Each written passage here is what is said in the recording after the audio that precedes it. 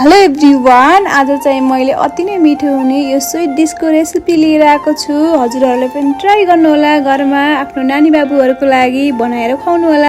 सुरुमा मैले 1 लिटर दुध लिएको छु। 1 लिटर दुधमा 1 चम्चा कस्टर्ड पाउडर राखेर मजाले पकाउँछु।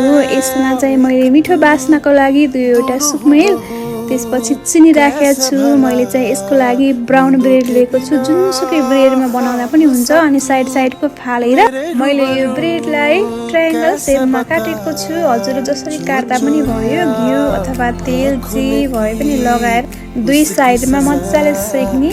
त्यसपछि एउटा गहिरो भाँडोमा यो हाम्रो ब्रेडलाई राखेर अनि जुन हामीले पकाइ छोडेको अघिको दुध थियो नि, त्यो दुधलाई सबै राख्दिनु माथिबाट पुरै डुब्ने गरी। त्यसपछि आफूसँग नट्स के छ त्यो सबै राखेर गार्निस गर्ने माथिबाट। अनि यसलाई एकछिन फ्रिजमा राखिदिनु। त्यसपछि हाम्रो यो स्विट डिस खानलाई रेडी हुन्छ। आई एम स्योर एकचोटि हजुरले खानुभयो भने फेरि पनि बनाएर खानुहुनेछ।